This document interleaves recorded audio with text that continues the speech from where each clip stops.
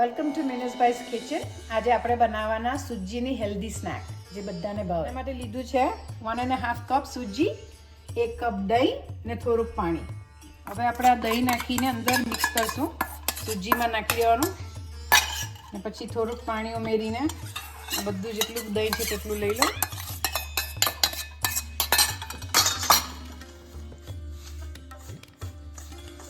જેમ પાણી જોઈએ તેમ એડ કરવાનું છે.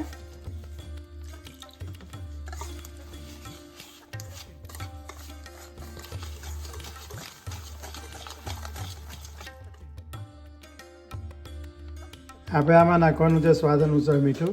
આ ટેક્સચર પ્રમાણે આપણે હવે સાઈડ પર મૂકી દઈશું 10 થી 15 મિનિટ. અડધો કપ મકાઈ, 2-3 નાના મરચાં, 1 ટામેટું ને અડધો કાંદો ને 3-4 મરચાં ને પછી ધાણા. આ ચાટ મસાલો છે, બ્લેક પેપર ને સોલ્ટ. હવે એ બધું આપણે મિક્સ કરીને એને સાઈડ પર મૂકી દઈશું. બધું મિક્સ કરી દેવાનું છે. આ તો સરસ મજાનું ટેસ્ટી બને એવું લાગે છે. આઈ થિંક આને તો લોકો બી ખાઈ શકાય છે.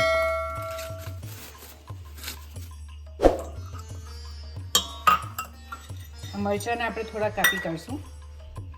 મરચાં નાખી દઈશું. એમાં આપણે નાખશું થોડુંક મીઠું, બ્લેક પેપર 1.5 ટેબલ સ્પૂન જેટલું તમને જુએ એટલું, અને થોડોક ચાટ મસાલો. આ બધું મિક્સ કરીને આપણે સાઈડ પર મૂકી દઈશું. આ મિક્સચરને બે બ્રેડની વચ્ચે મૂકીને બી ખાવાની મજા આવે છે. હવે આપણે સ્ટીમ કરવાની તૈયારી શરૂ કરી દઈએ. એને થોડી ગ્રીસ કરી દઈએ તેલથી. મિક્સચર છે તે આપણે એને અડધું કરી દઈશું 2 પોર્શનમાં.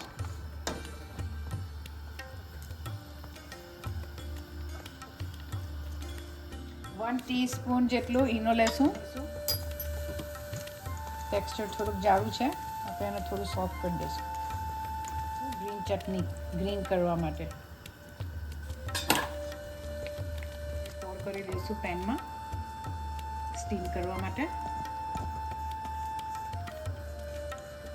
10 થી 15 મિનિટ સ્ટીમ થવા દેશું. એની ઉપર આપણે લગાડશું ટમેટો સોસ. તમારી પાસે મેગી હોય તો મેગી બી લગાડી શકો છો. તો આપણે આ મિક્સ વેજીટેબલ જે બનાવેલ છે તમે જે નાખવું હોય તે નાખી શકો છો. હું થીક લેયર લગાડું છું. આમાં અડધું ચમચી ઈનો નાખીને થોડું પાણી નાખીને આપણે મિક્સ કરી દઈશું. હવે આ સેકન્ડ લેયર જે છે વ્હાઈટ તે આપણે એની ઉપર મૂકશું.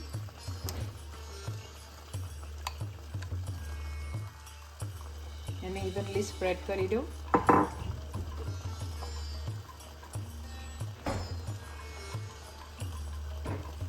હવે એના ઉપર આપણે થોડુંક લગાડશું. થોડું સ્પ્રિંકલ કરું મરચું. તમારી પાસે ધાણા હોય તો ધાણા બી નાખી શકો છો.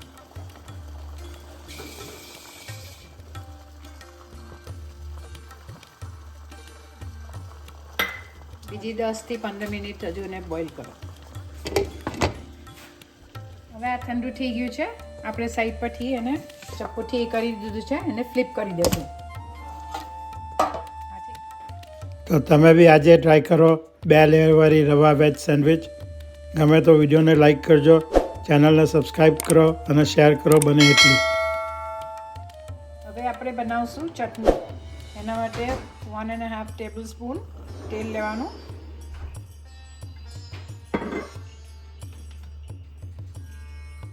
એમાં નાખશું ગાર્લિક, 1 ટેબલ સ્પૂન ગાર્લિક.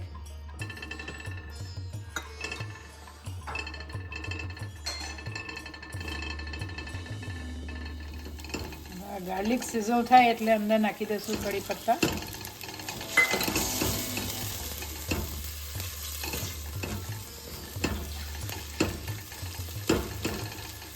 એમાં મેં સાઈડ પર ચણાની દાળ બોળેલી હતી તે આપણે નાખશું 1/4 કપ.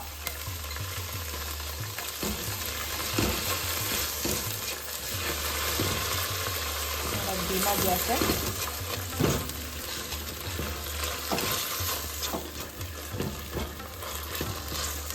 ચણાની દાળ કૂક થઈ ગઈ છે. એમાં આપણે નાખશું મરચાં, ચોપ ચીલી, ને એમાં હવે નાખી દઈશું ટામેટું. આમાં મેં લીધા છે 5 થી 6 ટામેટા. આજે મેં લીધા છે ફ્રોઝન ટામેટા, એટલે પાણી નાખવાની જરૂર નથી. નહીં તો તમે તાજા ટામેટા લો તો પાણી નાખવું પડે અડધો કપ. એમાં આપણે નાખશું મીઠું, ટેસ્ટ પ્રમાણે મીઠું નાખશું. પછી એને હલાવીને મિક્સ કરીને 4 થી 5 મિનિટ કૂક થવા દેવાનું. હવે ચટણી માટે તૈયાર થઈ ગયું છે. આપણે આને સાઈડ પર મૂકી દઉં, ઠંડુ થશે એટલે આપણે બ્લેન્ડરમાં મિક્સ કરી દઈશું.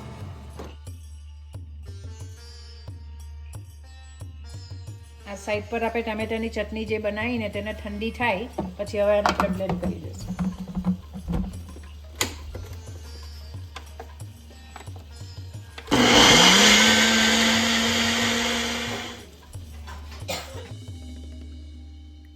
સરસ મજાની ચટણીનો કલર દેખાય છે. હવે આપણે શું કરીશું અનુભાભી? હવે આપણે ચટણીનો વઘાર કરશું. આમાં મેં લીધું છે 1.5 ટેબલસ્પૂન તેલ. હવે રાઈ નાખી છે, થોડી તડકા થાય એટલે હિંગ નાખશું ને કઢી પત્તા પછી ચટણીમાં નાખશું.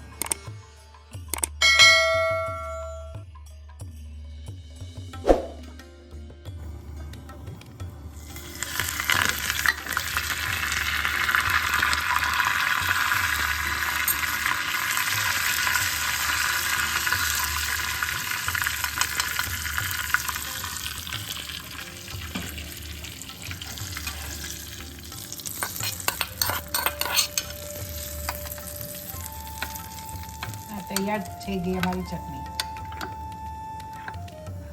આ છે તૈયાર આપણી હેલ્ધી સ્નેક.